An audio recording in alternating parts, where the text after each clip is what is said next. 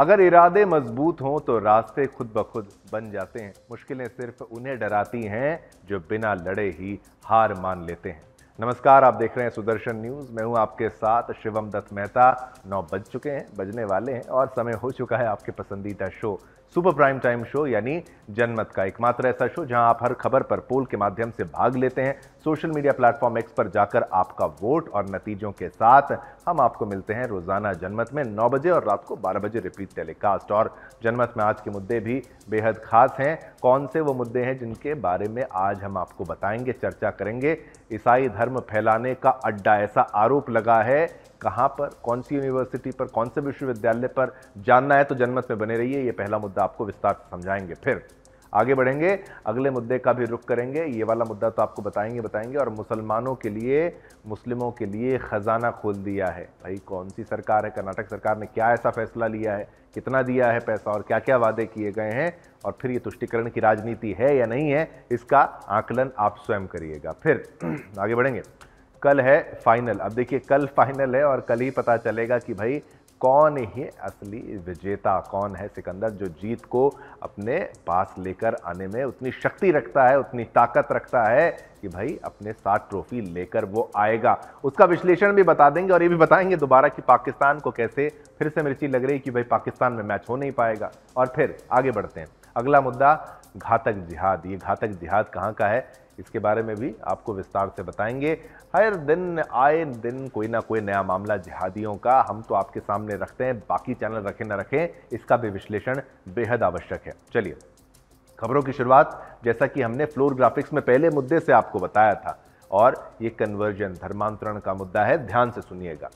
क्या अब हिंदुस्तान में हिंदुओं का धर्मांतरण सरकारी संस्थानों से खुलेआम संचालित होगा? क्या हमारे करदाताओं के पैसे से चलने वाले विश्वविद्यालय अब ईसाई धर्म के प्रचार और हिंदुओं के मतांतरण के अड्डे बन चुके हैं? मद्रास विश्वविद्यालय में भारत में ईसाई धर्म का प्रसार कैसे करें विषय पर होने वाले व्याख्यान का पर्चा सोशल मीडिया पर वायरल होते ही पूरे देश में आक्रोश फैल गया है। इस व्याख्यान में न केवल ईसाई धर्मांतरण को बढ़ावा देने की कोशिश हो रही है, बल्कि इसे हिंदू समाज पर एक सुनियोजित हमला कहा जाए तो गलत नहीं होगा। मद्रास विश्वविद्यालय के प्राचीन इतिहास और पुरातत्व विभाग का काम भारतीय सभ्यता, संस्कृति और परंपरा को संरक्षित करना होना चाहिए, लेकिन ये अब धर्मांतरण की प्रयोगशाला में बदल चुका है। सोचिए, जब विश्वविद्यालय में ईसाई अध्ययन के लिए एक अलग विभाग मौजूद है तो इतिहास और पुरातत्व विभाग इस एजेंडे को क्यों आगे बढ़ा रहा है? साफ है, इस व्याख्यान का मकसद अकादमिक चर्चा नहीं, बल्कि हिंदुओं का माइंड वॉश कर उन्हें ईसाई धर्म की ओर धकेलना है। तमिलनाडु में पहले से ही चर्चों का प्रभाव जो है वो लगातार बढ़ रहा है। हिंदू त्योहारों, परंपराओं और आस्थाओं पर हमले हो रहे हैं। अब सरकारी संस्थान भी ईसाई धर्मांतरण की मुहिम में खुलकर शामिल हो गए हैं। इस व्याख्यान का दूसरा विषय, इस मार्गम की आवश्यकता क्यों है, यानी इस धर्म की आवश्यकता क्यों है? क्या ये ईसाई धर्म को हिंदू धर्म से ऊपर रखने का प्रयास नहीं है? ये सीधा सीधा ईसाई मिशनरियों के षड्यंत्र का हिस्सा है जो भारत को ईसाई राष्ट्र बनाने के अपने एजेंडे पर वर्षों से काम कर रहे हैं। ये कोई संयोग नहीं है कि सर एस सुब्रमण्यम अय्यर एडोमंट व्याख्यान को इस एजेंडे के लिए इस्तेमाल किया जा रहा है। सवाल यह है कि क्या किसी भी विश्वविद्यालय में भारत में हिंदू धर्म का प्रसार कैसे करें जैसे विषय पर कोई कार्यक्रम होने दिया जाएगा? क्या तब भी सरकार, मीडिया और तथाकथित बुद्धिजीवी इतनी ही चुप्पी साधे रहेंगे? जवाब साफ है कि हर तरफ से हिंदुओं को बदनाम करने, उनकी आस्थाओं को कमजोर करने और उन्हें धर्मनिरपेक्षता के नाम पर दबाने की मुहिम चल रही है। इस मामले को लेकर मद्रास विश्वविद्यालय पर गंभीर सवाल उठ रहे हैं। क्या एक सार्वजनिक विश्वविद्यालय को धर्मांतरण का मंच बनाना चाहिए? क्या हिंदू करदाताओं के पैसों से हिंदुओं के खिलाफ ही षड्यंत्र रचा जाएगा? जब ईसाई अध्ययन का अलग विभाग है तो इतिहास विभाग क्यों धर्मांतरण के प्रचार में लगा हुआ है? क्या ये राज्य सरकार की ईसाई तुष्टिकरण नीति का हिस्सा है? क्या ये व्याख्यान तमिलनाडु में बढ़ते हिंदू विरोधी माहौल का संकेत नहीं है? ये पहला मौका नहीं है जब तमिलनाडु में हिंदू संस्कृति पर हमला हुआ है। मंदिरों पर नियंत्रण, हिंदू संतों को बदनाम करना, हिंदू धार्मिक परंपराओं पर सवाल उठाना, ये सब एक बड़ी साजिश के हिस्से हैं। और अब सरकारी विश्वविद्यालयों को भी ईसाई धर्म के प्रचार के लिए मोहरे की तरह इस्तेमाल किया जा रहा है। ये मामला सिर्फ मद्रास विश्वविद्यालय तक सीमित नहीं है, ये हिंदू समाज के अस्तित्व पर सीधा हमला है। अगर आज इसे रोका नहीं गया तो कल देश भर के अन्य विश्वविद्यालय भी इसी राह पर चलेंगे। हिंदुओं को उनकी ही भूमि पर मानसिक गुलाम बनाने की कोशिशें तेज हो चुकी हैं। ये समय है इस षड्यंत्र को बेनकाब करने का। भारत में धर्मांतरण की साजिशें नई नहीं हैं, लेकिन अब इसे शिक्षा के नाम पर सरकारी संस्थाओं के माध्यम से और हिंदू करदाताओं के पैसे से अंजाम दिया जा रहा है। क्या हम इस हमले के खिलाफ चुप बैठे रहेंगे या फिर इसके खिलाफ संगठित होकर आवाज उठाएंगे? अब चुप रहने का समय नहीं, बल्कि निर्णायक लड़ाई का समय आ चुका है। और अब आखिर ऐसा क्यों हो रहा है वो विश्वविद्यालयों पे, ये एक बड़ा प्रश्न है और इसकी जांच होनी चाहिए और हर किसी को मांग करनी चाहिए ऐसा ना हो। चलिए, ये खबर भी हमने आपको बताई, विस्तार से समझाई, और इस खबर पर भी केवल खबर बताएं, बात वहां खत्म हो जाए, ऐसा नहीं है। खबर पर पोल के माध्यम से जो प्रश्न पूछा वो भी आपको बता दें। क्या ये हिंदू धर्म पर सुनियोजित हमला है? ये हमने आपसे प्रश्न पूछा, तो आपने उत्तर क्या दिया वो आपको बता देते हैं। आपने उत्तर दिया 97% लोगों ने कि हाँ, ये हिंदू धर्म पर सुनियोजित हमला है। 97% ने हाँ में जवाब दिया, प्रचंड बहुमत ने हाँ में जवाब दिया है।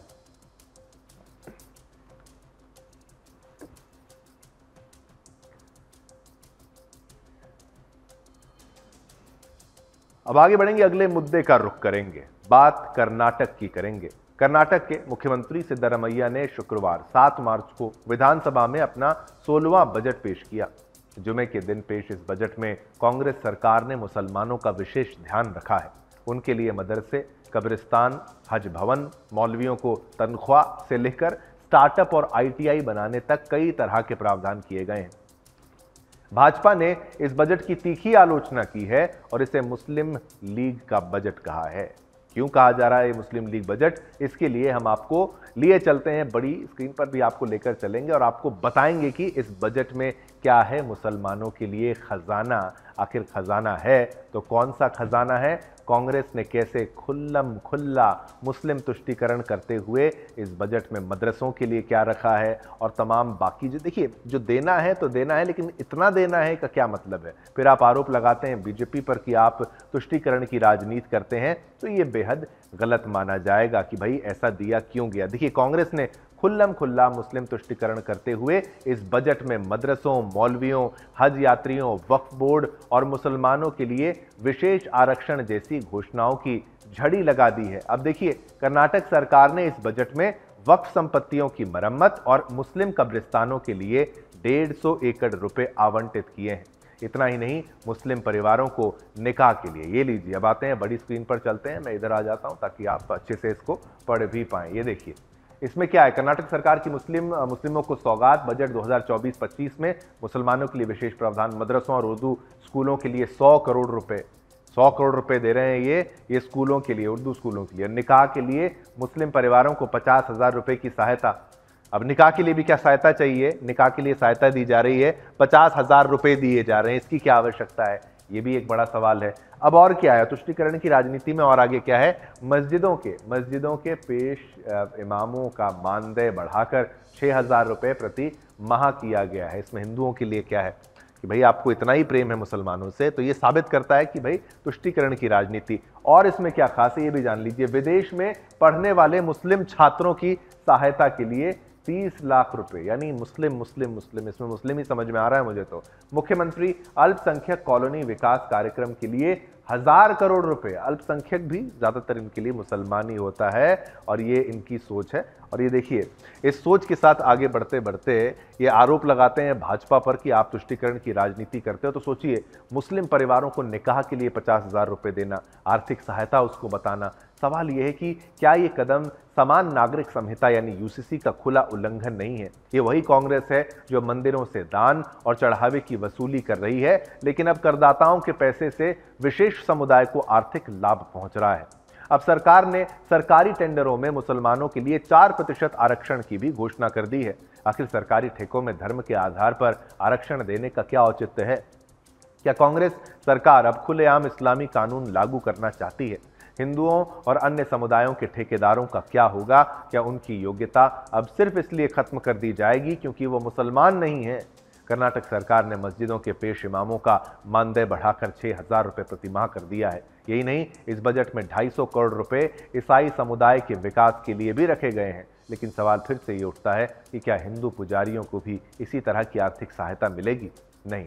कांग्रेस सरकार ने मंदिरों के पुजारियों और हिंदू धार्मिक संस्थाओं के लिए कोई विशेष प्रावधान किया, यहाँ पर घोषणा नहीं की है। क्या कांग्रेस सिर्फ मुसलमानों और ईसाइयों की सरकार बनकर रह गई है? कर्नाटक सरकार ने बेंगलुरु में हज यात्रियों और उनके रिश्तेदारों के लिए हज भवन के लिए एक नए भवन के निर्माण की घोषणा की है। वहीं विदेश पढ़ने जाने वाले मुस्लिम विद्यार्थियों की सहायता राशि 20 लाख से बढ़ाकर 30 लाख कर दी गई है। उर्दू माध्यम के स्कूलों की सहायता के लिए भी 100 करोड़ रुपए आवंटित किए हैं। लेकिन कर्नाटक के उन हिंदू विद्यार्थियों का क्या जो आर्थिक रूप से कमजोर हैं? क्या उन्हें भी इतनी सहायता मिलेगी? अब कांग्रेस सरकार ने मुख्यमंत्री अल्पसंख्यक कॉलोनी विकास कार्यक्रम से, जैसा मैंने आपको बताया, 1000 करोड़ रुपए आवंटित किए हैं। इसके अलावा ताल्लुक में अल्पसंख्यकों के लिए बहुउद्देशीय हॉल बनाए जाएंगे। ये सब कुछ हिंदू करदाताओं के पैसे से किया जा रहा है, जिनके लिए इस बजट में कोई ठोस योजना नहीं है। बीजेपी ने इस बजट की तीखी आलोचना करते हुए इसे मुस्लिम लीग बजट करार दिया और ये सही भी लगता है। पार्टी का कहना है कि कांग्रेस सरकार का ये बजट संविधान के धर्मनिरपेक्ष ढांचे पर हमला है और मुस्लिम तुष्टीकरण का चरम उदाहरण है। क्या कांग्रेस सिर्फ मुसलमानों को उनकी पार्टी बनकर रह गई है? ये बजट दिखाता है कि कांग्रेस सिर्फ एक विशेष समुदाय के वोटों के लिए किस हद तक जा सकती है। कर्नाटक सरकार का ये रवैया हिंदुओं के साथ खुला अन्याय है। ये समय है कि हिंदू समाज जागरूक हो और इस तुष्टीकरण की राजनीति का करारा जवाब दे। या कर्नाटक में कांग्रेस सरकार सिर्फ एक धर्म विशेष के लिए काम कर रही है? ये प्रश्न अब पूरे देश के सामने खड़ा है कि भाई आखिर हो रहा है तो क्या हो रहा है। इस खबर को भी हमने आपको बताया और इस खबर पर भी पोल के माध्यम से आपसे हमने प्रश्न पूछा, अल्पसंख्यकों के नाम पर सरकारी खजाने की लूट हो रही है क्या? 96% लोगों ने, 96% लोगों ने कहा हाँ, केवल 4% ना बोलने वाले हैं। जनमत में अब बात करेंगे राम मंदिर की और उसके निर्माण की। देखिए, अयोध्या में श्री राम जन्मभूमि मंदिर का निर्माण कार्य अपने अंतिम चरण पर पहुंच चुका है। निर्माण समिति के अध्यक्ष नृपेंद्र मिश्रा ने जानकारी दी है कि इस बार भी रामनवमी के दिन ठीक 12 बजे भगवान रामलला जी के मस्तक पर सूर्य की किरणों का दिव्य अभिषेक होगा। इसके लिए विशेष वैज्ञानिक और ज्योतिषीय गणनाओं के आधार पर तैयारियां की जा रही हैं। उन्होंने बताया कि मंदिर का संपूर्ण निर्माण कार्य 15 अप्रैल तक पूरा कर लिया जाएगा, जबकि मंदिर के बीच बनने वाला जलाशय भी आगामी 3 महीनों में पूर्ण हो जाएगा। अब इसी के साथ गोस्वामी तुलसीदास जी की भव्य प्रतिमा जयपुर से अयोध्या पहुंच चुकी है। इसे रविवार को मंदिर परिसर में स्थापित किया जाएगा। देखिए, खबरें हम आपको बता रहे हैं सुदर्शन न्यूज पर, बाकी चैनलों पर आपको ये जानकारी नहीं मिलेगी। अब मंदिर के शिखर का निर्माण भी युद्ध स्तर पर जारी है, जिसमें 18 में से 11 कड़ियां बनकर तैयार हो चुकी हैं। मंदिर के अंतिम स्वरूप को पूर्ण करने के लिए अब केवल 20,000 क्यूबिक पत्थरों की स्थापना शेष बाकी है। श्री राम जन्मभूमि परिसर में लगने वाली अन्य सभी मूर्तियां 25 मार्च से 15 अप्रैल के बीच स्थापित कर दी जाएंगी। लेकिन वहीं दूसरी तरफ राम मंदिर के निर्माण में कई बाधाएं भी सामने आई हैं। समिति अध्यक्ष नृपेंद्र मिश्रा जी ने बताया कि त्योहारों के दौरान बड़ी संख्या में मजदूर अपने गांव लौट जाते हैं, जिससे कार्य की गति प्रभावित होती है। अब महाकुंभ के दौरान श्रद्धालुओं की अपार भीड़ के कारण भी निर्माण कार्य में कुछ व्यवधान आया। अब जब महाकुंभ संपन्न हो चुका है तो निर्माण गति पकड़ सकता है, निर्माण की स्पीड बढ़ सकती है। लेकिन होली और रामनवमी के अवसर पर फिर से मजदूरों की अनुपस्थिति एक चुनौती बन सकती है। अयोध्या में प्रभु श्री राम मंदिर का निर्माण केवल पत्थरों की संरचना नहीं है, बल्कि ये भारत की सांस्कृतिक पुनर्जागरण का प्रतीक है। सदियों की प्रतीक्षा के बाद रामलला जी अपने भव्य मंदिर में विराजमान हो चुके हैं और अब मंदिर का शेष कार्य भी शीघ्र पूरा होने जा रहा है। रामनवमी के पावन अवसर पर जब सूर्य देव की किरणें भगवान के मस्तक पर अभिषेक करेंगी तो ये दृश्य करोड़ों भक्तों के लिए एक अविस्मरणीय क्षण होगा। अयोध्या जो एक समय विवादों का केंद्र बना दिया गया था, अब श्रद्धा और आस्था का अद्वितीय धाम बन चुका है अयोध्या। श्री राम जन्मभूमि मंदिर का निर्माण संपूर्ण सनातन समाज की आस्था और विश्वास का जीवंत प्रमाण है और ये मंदिर अनंत काल तक धर्म और संस्कृति का प्रकाश फैलाता रहेगा। देखिए, जय श्री राम बोलने का मुझे मौका मिला एक बार फिर से। आप भी अगर कार्यक्रम जनमत देख रहे हैं तो जोर से एक बार परिवार के सहित ही अगर बैठे हैं तो जय श्री राम एक बार बोल दीजिए और भव्य मंदिर जो है संपूर्ण हो जाएगा बहुत शीघ्र। चलिए, ये खबर भी हमने आपको बताई और हमने आपसे प्रश्न पूछा कि भाई मैंने तो 1 साल पहले ही कर लिया था, लेकिन क्या आपने किया है रामलला जी के दर्शन? हाँ या ना? 90% लोगों ने कहा हमने कर लिए। 10% जिन्होंने नहीं किए हैं वो दर्शन करें, और मैं तो कहता हूं किसी और मजहब वाले भी हो तो भी जाओ, अपने पूर्वजों के बारे में सोचो, राम मंदिर का दर्शन करो।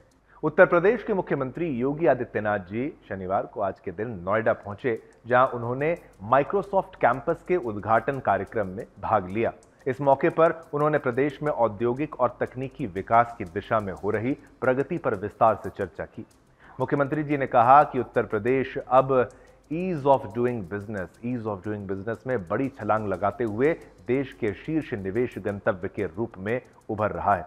अब सीएम योगी आदित्यनाथ ने कहा कि प्रदेश में व्यापारिक गतिविधियों को सुगम बनाने के लिए सरकार ने अनुकूल वातावरण तैयार किया है। इसी क्रम में 500 से अधिक सिंगल विंडो सिस्टम विकसित किए गए हैं, जिससे निवेशकों को एक ही प्लेटफॉर्म पर सभी आवश्यक सुविधाएं मिल सकें। इसके अलावा निवेश सारथी पोर्टल को भी मजबूत किया गया है, जिससे निवेश की मॉनिटरिंग आसानी से हो सके। अब मुख्यमंत्री योगी आदित्यनाथ जी ने बताया कि उत्तर प्रदेश ने इलेक्ट्रॉनिक और मोबाइल निर्माण क्षेत्र में बड़ी उपलब्धियां हासिल की और की भी हैं। आज देश में बनने वाले कुल मोबाइल फोनों में से, ध्यान से सुनिएगा, 65% 65% का उत्पादन उत्तर प्रदेश में हो रहा है, जबकि इलेक्ट्रॉनिक उपकरणों के उत्पादन में प्रदेश की हिस्सेदारी 55% 55% तक पहुंच चुकी है। नोएडा और ग्रेटर नोएडा तेजी से इलेक्ट्रॉनिक विनिर्माण केंद्र, इलेक्ट्रॉनिक मैन्युफैक्चरिंग हब के रूप में उभर रहे हैं। सीएम योगी ने माइक्रोसॉफ्ट के नए कैंपस को उत्तर प्रदेश की औद्योगिक क्रांति का प्रतीक बताया। उन्होंने कहा कि प्रदेश को एक इलेक्ट्रॉनिक हब बनाने की दिशा में सरकार लगातार प्रयास कर रही है। इसके साथ ही निवेशकों और उद्योगपतियों को सुगम वातावरण देने के लिए राज्य सरकार प्रतिबद्ध है। मुख्यमंत्री ने यह भी कहा कि उत्तर प्रदेश में उद्योगों को बढ़ावा देने के साथ साथ कामगारों के लिए भी बेहतर माहौल तैयार किया जा रहा है। इससे प्रदेश में रोजगार के अवसर बढ़ेंगे और युवाओं को नए तकनीकी क्षेत्रों में काम करने का मौका मिलेगा। अब क्या कुछ कहा सीएम योगी आदित्यनाथ जी ने, आइए आपको वो भी सुनाते हैं। कन्वेंस हम लोग सिंगल विंडो के माध्यम से प्रदेश के अंदर उपलब्ध करवा रहे हैं। जो एमओयू प्रदेश के अंदर कोई भी निवेशक करता है, उसकी ऑनलाइन मॉनिटरिंग की व्यवस्था निवेश सारथी के माध्यम से हम लोग करते हैं, और जो निवेश प्रदेश के अंदर हो जाता है उस निवेश में इंसेंटिव देने का कार्य भी हम लोग ऑनलाइन ही उसको वितरित करने का कार्यक्रम को भी आगे बढ़ाते हैं। और विगत 8-10 वर्षों के अंदर किए गए प्रयासों का परिणाम है कि आज उत्तर प्रदेश में मोबाइल फोन के मैन्युफैक्चरिंग में 65% हिस्सेदारी उत्तर प्रदेश की है, और इलेक्ट्रॉनिक कंपोनेंट्स के उत्पादन में उत्तर प्रदेश 55% भागीदारी के साथ देश के अंदर नंबर 1 पर है। उत्तर प्रदेश का नोएडा और ग्रेटर नोएडा तेजी के साथ इलेक्ट्रॉनिक मैन्युफैक्चरिंग के एक हब के रूप में उभरा है, और इस दिशा में हम लोगों ने तेजी के साथ कार्यक्रम को आगे बढ़ाया है। उत्तर प्रदेश में हम लोगों ने जो भी कदम बढ़ाए हैं, आज उसके बहुत सारे परिणाम आए हैं। और मैं खासतौर पर आपको इस बारे में बताना चाहूंगा कि अभी हाल ही में दुनिया की जो सबसे बड़ी गैदरिंग थी, महाकुंभ प्रयागराज, यह एआई आर्टिफिशियल का सबसे बड़ा केंद्र बनकर के उभरा है। आपने देखा होगा कि कैसे हम लोगों ने इस पूरे क्षेत्र को, महाकुंभ को, एआई की नवीन तकनीक के साथ हमने इसका भरपूर उपयोग। आज की मॉडर्न एज की आवश्यकता के अनुरूप हम उस प्रकार की तकनीक को अपने रिसर्च एंड डेवलपमेंट के माध्यम से आज के युवा की आवश्यकता के अनुरूप और वैश्विक परिदृश्य के अनुरूप आगे बढ़ाने के लिए देश की आबादी का एक सबसे बड़ा राज्य आपके लिए अपनी 33 सेक्टोरियल पॉलिसीज के साथ। तो माइक्रोसॉफ्ट कैंपस के उद्घाटन के साथ ही उत्तर प्रदेश ने तकनीकी और औद्योगिक क्षेत्र में एक और महत्वपूर्ण उपलब्धि हासिल कर ली है। सरकार के लगातार प्रयासों से अब यूपी सिर्फ एक कृषि प्रधान राज्य नहीं, बल्कि इंडस्ट्रियल और टेक्नोलॉजी हब के रूप में अपनी पहचान मजबूत कर रहा है। उत्तर प्रदेश का यह विकास मॉडल दिखाता है कि राज्य अब सिर्फ निवेशकों के लिए ही नहीं बल्कि टेक्नोलॉजी और इनोवेशन के क्षेत्र में भी देश का नेतृत्व करने के लिए बिल्कुल तैयार है। तो आपने देखा कैसे अब एक और चीज नोएडा में ऐड हुई है, नोएडा में और भी यहां पर जो रोजगार के जो संभावनाएं वो बढ़ेंगी। चलिए, इस खबर पर भी हमने एक पोल के माध्यम से आपसे प्रश्न पूछा, यूपी का कायाकल्प बीजेपी सरकार में ही मुमकिन था? जो इतना कायाकल्प हुआ है, इतनी टेक्नोलॉजी बढ़ी है, इतने रोजगार के मौके बढ़े हैं, ये मुमकिन 95% लोगों ने कहा हाँ, 5% लोगों ने कहा ना। बात करेंगे जिहाद की। भोपाल के छोला थाना क्षेत्र के रहने वाले एक दलित युवती ने एक जिहादी द्वारा दी गई मानसिक और शारीरिक प्रताड़ना से तंग आकर जहर खा लिया। मौत से पहले उसने सैज खान नाम के युवक पर लव जिहाद और टॉर्चर के गंभीर आरोप लगाए हैं। आइए देखिए, कुछ ही पलों में आपको बड़ी स्क्रीन पर लेकर जाएंगे और समझाएंगे ये पूरा मामला क्या है, मुद्दा क्या है, इसको आपको बड़ी स्क्रीन पर समझाना बनता है। आइए चलिए बड़ी स्क्रीन पर चलते हैं, मैं जरा इधर हो जाता हूं। देखिए क्या है पूरा मामला।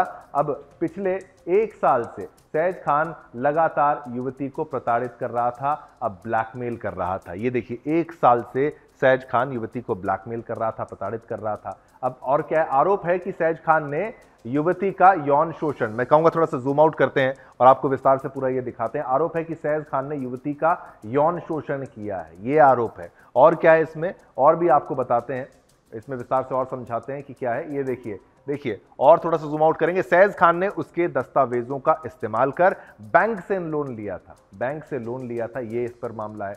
और आपको विस्तार समझाते हैं कि भाई क्या इसमें खास था। अब ये देखिए, सैज खान ने उसे कर्ज में डुबो दिया था, उसको कर्ज के जाल में फंसा दिया, कर्ज में डुबाया और ये तकनीक अपनाई उसने उस बेचारी को फंसाने के लिए। अब इसमें और क्या है, लगातार यातनाओं से परेशान होकर युवती ने अंत में जहर खा लिया। तो जहर खाना पड़ा उसको इस जिहादी के चलते। और भी मैं आपको बताऊं, हालत बिगड़ने पर उसे अस्पताल में भर्ती कराया गया। अस्पताल में उसे जो भर्ती कराया गया, फिर भी क्या बच पाई, आगे अगली ग्राफिक में पता चलेगा। जहां इलाज के दौरान उसकी मौत हो गई, उसकी मृत्यु हो गई, ये उसके साथ हुआ। देखिए, हालात बिगड़ने पर उसको अस्पताल में भर्ती कराया गया, इलाज के दौरान मौत हो गई। परिजनों ने गांधी मेडिकल कॉलेज के डॉक्टरों पर इलाज में लापरवाही और देरी करने के आरोप लगाए हैं। परिजनों ने पुलिस पर गंभीर आरोप लगाते हुए कहा कि युवती की हालत नाजुक होने के बावजूद भी, आपको बता दें, और पुलिस उसका बयान दर्ज नहीं कर पाई है। सवाल उठ रहा है कि जब वो जीवित थी तब पुलिस ने बयान लेने में देरी क्यों की। युवती ने अपनी आखिरी पलों में परिजनों के मोबाइल कैमरे पर बयान दिया, जिसमें उसने जिहादी सैज खान और उसकी सहयोगी काजल को अपनी मौत का जिम्मेदार ठहराया। ये वीडियो अब इस केस का अहम सबूत बन सकता है। एक बार आप भी जरा ध्यान से देखें इस वीडियो को, उसके बाद आपको पीड़िता की प्रतिक्रिया भी हम विस्तार से सुनाएंगे। काय के पीछे हैं? बहुत परेशान कर दिया 1 साल में इसने। क्या तो बताओ नहीं, ज्यादा प्यार किया था हैं? वो ज्यादा तो कब बताओ नहीं, धोखा दिया हर चीज में उसने हैं? और पछ के रहो तो सेज हैं? धोखा दिया उसने, हर चीज में परेशान कर दिया, पूरा पार्लर ले लिया, सब ले लिया, सारी चीजें। इसलिए परेशान हो गए, इसलिए ये कदम उठा लिया।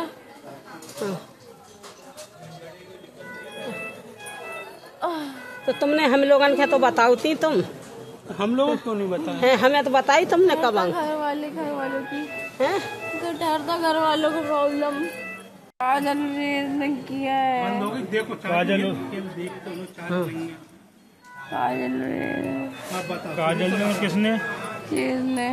कब मारा? पहले भी मारा इन लोगों ने। तुमने घर पे क्यों नहीं बताई हैं? किसने मारा?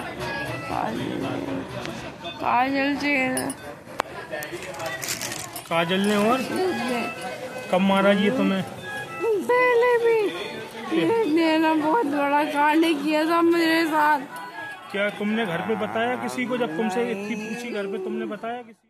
अब परिजनों ने इस मामले में निष्पक्ष जांच और दोषियों के खिलाफ कड़ी कार्रवाई की मांग की है। वहीं पुलिस और प्रशासन की भूमिका पर भी कई सवाल उठ रहे हैं। घटना की जानकारी मिलते ही सुदर्शन न्यूज की टीम मौके पर पहुंची और पीड़ित परिवार से मुलाकात कर पूरी स्थिति की कवरेज की। आप भी देखिए हमारी ये स्पेशल रिपोर्ट।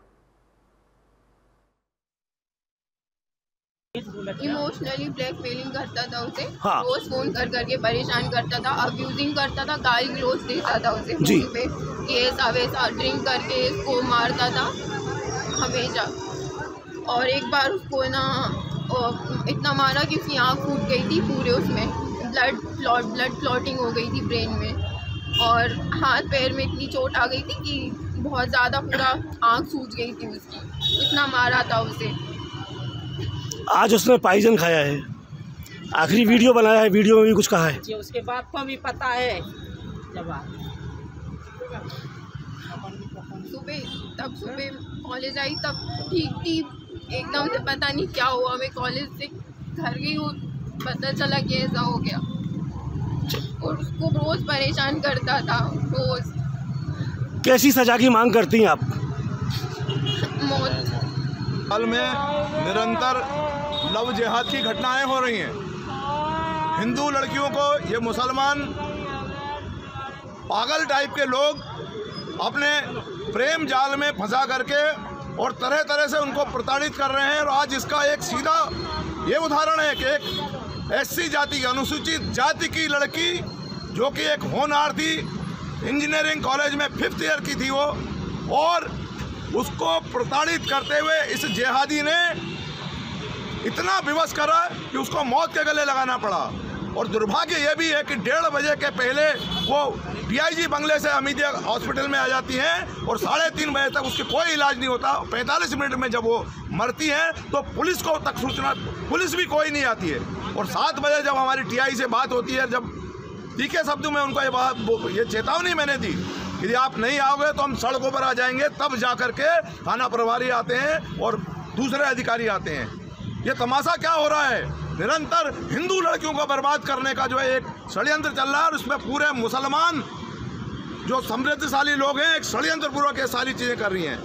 मैं फिर प्रदेश सरकार से और केंद्र सरकार से मांग करता हूं कि इस प्रकार की लव जिहाद की घटनाओं में सीधे फांसी की सजा हो। मैं इस वक्त मौजूद हूँ मध्य प्रदेश की राजधानी भोपाल में, जो गांधी मेडिकल कॉलेज के दरवाजे के बाहर यहाँ जो एक पीड़ित परिवार है वो ये मांग कर रहा है कि एक जिहादी के द्वारा उनकी बेटी का यौन शोषण किया गया, लंबे समय उसे ब्लैकमेल किया गया, उसके कागजातों पर फर्जी लोन उठाया गया और उसे टार्चर किया गया।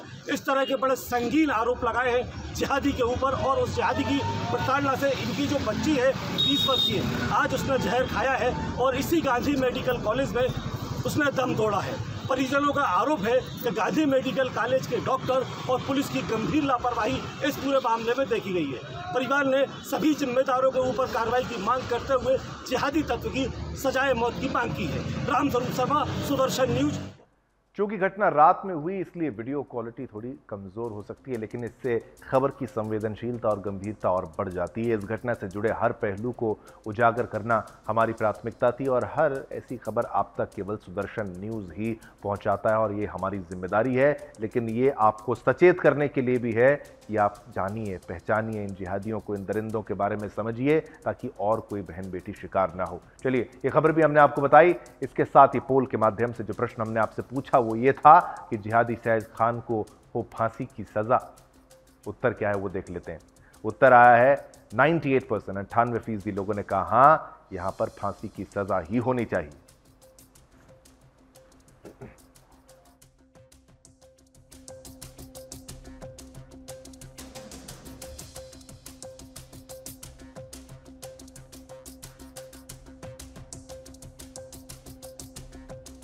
चलिए, ये खबर भी हमने आपको बताई, इस पर पोल के माध्यम से जो आपने उत्तर दिया वो बताया। अब आगे बढ़ते हैं, अब बात करेंगे नोएडा की। नोएडा की जेपी क्लासिक सेक्टर 134 सोसाइटी में जो हुआ वो सिर्फ एक घटना नहीं, बल्कि हिंदू धर्म को अपमानित करने की सुनियोजित साजिश का हिस्सा है। एक तरफ हिंदू सुंदरकांड का पाठ कर रहे थे, वहीं ठीक ऊपर इफ्तार पार्टी के नाम पर तंदूर लगाकर नॉनवेज पकाया जा रहा था। पूरी सोसाइटी में नॉनवेज की तीखी बदबू फैलाई गई, जिससे हिंदुओं की धार्मिक भावना को खुला चैलेंज दिया गया। ये कोई संयोग नहीं, बल्कि हिंदू सहिष्णुता को परखने और अपमानित करने की एक घिनौनी चाल थी। जब हिंदू समाज ने इसका विरोध किया तो मुस्लिम पक्ष ने न केवल झगड़े की स्थिति पैदा की, बल्कि वीडियो बनाने से भी रोका। आखिर क्यों?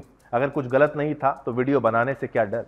क्या यह साबित नहीं करता कि इफ्तार के नाम पर जानबूझकर हिंदू धर्म के खिलाफ जहर फैलाया जा रहा था? अब सवाल उठता है कि क्या ये देश सिर्फ एक तरफा सहिष्णुता दिखाने के लिए है? क्या हिंदुओं को ही हर बार बार अपमान सहना होगा? क्या प्रशासन हिंदुओं की भावनाओं को यूं ही रौंदने देगा? ये कोई पहली घटना नहीं है, लेकिन अब सनातनियों को ये तय करना होगा कि वे कब तक अपमान सहेंगे। अगर अब भी हिंदू समाज नहीं जागा तो आने वाली पीढ़ियों को भी इसी तरह अपमान झेलना पड़ेगा। अब समय आ गया है कि हर सनातनी उठ खड़ा हो और ऐसे कुटिल षड्यंत्रों का करारा जवाब दे। तो आप ये देखिए, ये हमारी स्पेशल रिपोर्ट भी आप देखिए, विस्तार से समझिए।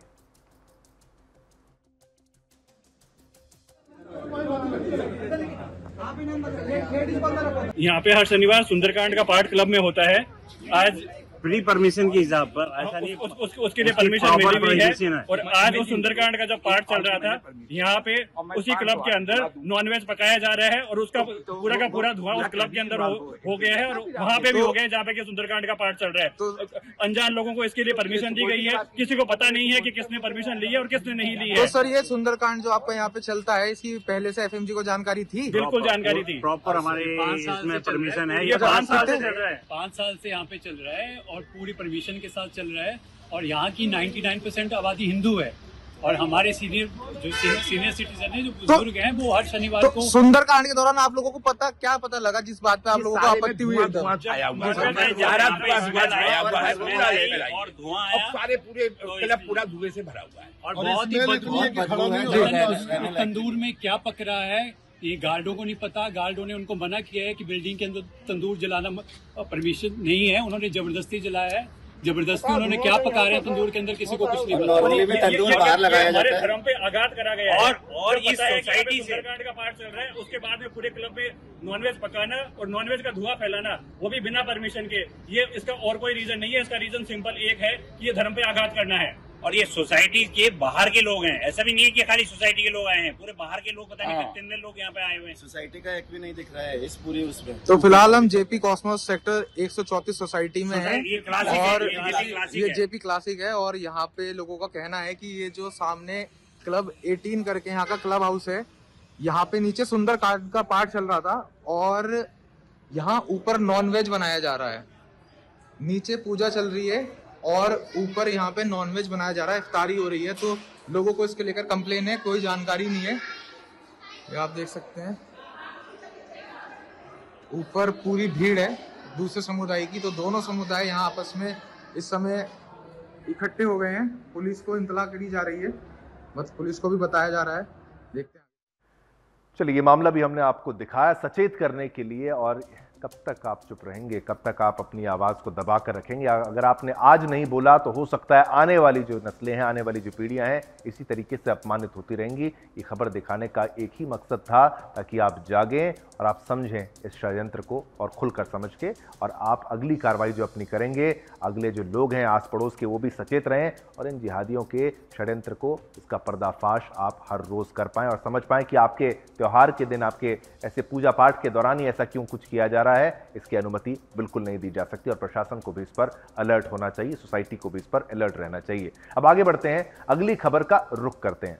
पाकिस्तान जो खुद को इस्लामी यानी इस्लाम का ठेकेदार बताने में सबसे आगे रहता है, अब उसी मुस्लिम भाईचारे के नाम पर दुनिया को धोखा देने वाला सबसे बड़ा पाखंडी साबित हो चुका है। दशकों तक अफगान शरणार्थियों को अपने स्वार्थ के लिए इस्तेमाल करने के बाद अब जब उसकी खुद की अर्थव्यवस्था रसातल में जा चुकी है, तो वही भाई अचानक बोझ बन गया है। पाकिस्तान की इस्लामी एकता का असली मतलब यही है कि जब तक दूसरे मुल्कों से फायदा मिलता रहे तब तक भाईचारा, और जब खुद पर आफत आए तो धक्के मारकर बाहर निकाल दो। अफगानिस्तान से आए लाखों शरणार्थी जो कभी पाकिस्तान की राजनीतिक और सामरिक रणनीति का हिस्सा थे, अब अचानक से सुरक्षा, खतरा और आर्थिक बोझ बन गए हैं। पाकिस्तान सरकार ने ऐलान किया है कि 31 मार्च 2025 तक सभी अफगान नागरिकता कार्ड धारकों और अवैध विदेशी नागरिकों को देश छोड़ना होगा, और जो नहीं जाएंगे उन्हें 1 अप्रैल 2025 से जबरन निर्वासित कर दिया जाएगा।